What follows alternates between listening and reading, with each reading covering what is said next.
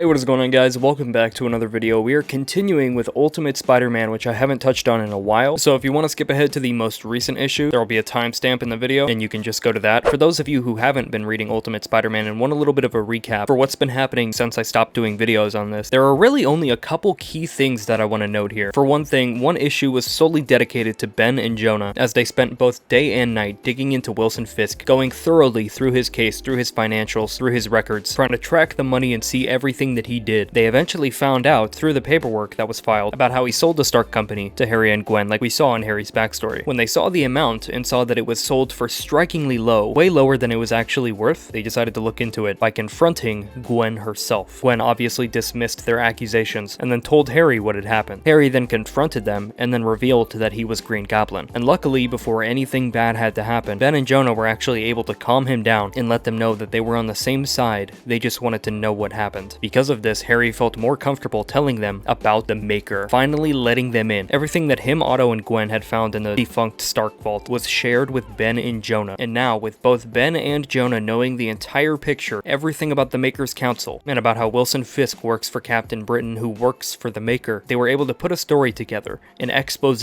on the Kingpin, as well as his involvement with the Council. And they published this story under the pseudonym of Ben Reilly. In the following issue, Harry actually goes missing and nobody can get a hold of him. But Peter's not in a position to do anything about it because he's too busy handling Mr. Negative, which leads us into the next issue where the Parkers actually throw a Christmas party, and it's overall a pretty relaxed issue, and it's kind of nice. It's more so just family drama with MJ and stuff like that. But at the end of this issue, Gwen ends up calling MJ asking where Harry is, because she hasn't seen him in a long time. He hasn't popped up since he went missing the first time. This prompts MJ to ask Peter if he knows anything, and when she does, he doesn't say anything. And she slowly realizes that he hasn't said anything for the entirety of the Christmas party. And it's only then, at that point, that she realizes it's actually a stand-in for Peter, the AI, the suit, modeled after him. It's been standing in his place the entire time, going completely unnoticed and unsuspected, because unfortunately Peter went missing too. So that leads us to this issue. This issue opens up on the 31st of January, where we see a black Spider-Man swinging around New York. Now, if you'll remember, Peter also wore a black suit in issue number 2 of this very series, but this one is different. It's a lot closer to his regular suit. It has the lines, the webbing, mixed onto the black suit from before, so it's looking a lot more familiar than the last one. But if both Peter and Harry have gone missing, who's in this suit? Well, after he crashes and burns horribly, we find out that it's actually Richard Parker, Peter's son. And it turns out that the AI wasn't impersonating him maliciously. He wasn't trying to cover up the fact that he was gone. Well, he was, but so the family didn't worry. Now that they know, he's actually working with Richard, so New Yorkers know that Spider-Man is still around, even if he isn't. The AI continues to model himself after Peter, and Richard actually just has to ask him to stop. You know, it really freaks me out when you do that. Look like him. The AI then blocks the whites of his eyes out, making Peter's eyes totally black. Is this any better? It says, worse. Maybe you could, and the AI cuts him off saying, like this? And then he covers up with the mask. Thanks, Richard says. I understand why you do it, pretending like things are normal, but my dad's been gone almost 2 months. You know, I'd just rather you not pretend when it's just us. Your mom actually said the same thing. Richard then has a horrible realization. Hey, wait a minute, I just thought about it, and about Mom, and the AI cuts him off. Whoa, your dad was very clear. He gave me 3 rules if something ever happened to him. 1, no touching Mary Jane. 2, protect the family no matter what. And 3, no touching Mary Jane. We're good. And Richard says, okay, good to know. This is all so weird. Sure, that's one word for it. I'm just so worried about him. Do you think he's okay? What I know is that your dad is a fighter. He'll get up from whatever's knocked him down. And if it was worse than that, if he was gone, I would know that too. How? I'm not sure. I just do.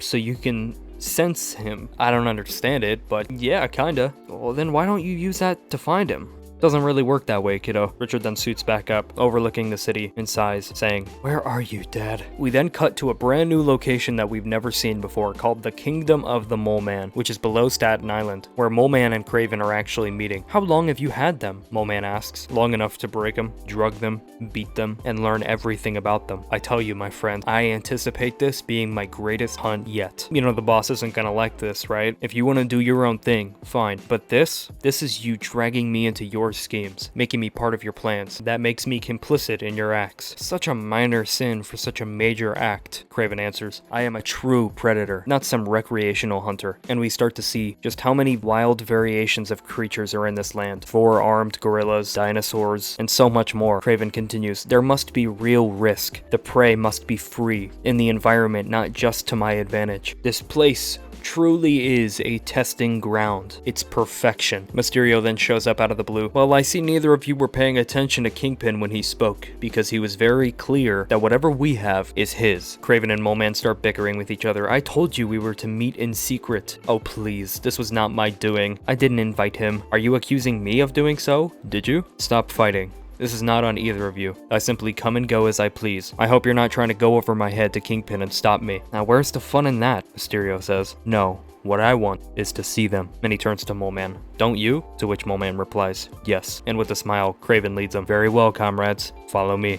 We then see Harry and Peter tied up at this dinner table in front of an absolute feast after they've been beaten and changed clothes, with collars around their necks. Bomb collars? Mysterio says. With what looks like a proximity sensor? Yes, a different kind of cage for a different kind of animal. Mole Man starts digging into the food. And this? A final meal before the hunt? Of course. There is a way these things are done. Where's the sport in hunting a starving animal? How are you gonna do it? I'm not gonna lie, my first instinct was to make them fight each other to the death while the 6 of us looked on. We would never do that, Harry says. Yes, I have to agree. Especially once I learned that one of you was a physical dynamo and the other was just a weak man in a suit. It didn't lend itself to the kind of satisfaction I craved. So I dug a little deeper, looked for a more profound motivating factor. Ah, you know who they really are. I figured out who the Goblin was before anybody else. The tracks were easy for a hunter of men to follow. He's Harry Osborn. If you don't know the name, I'm sure you know the company. His only family member is his wife, Gwen. Don't even think about hurting her, Harry says. Her fate is entirely in your hands, Mr. Osborn. This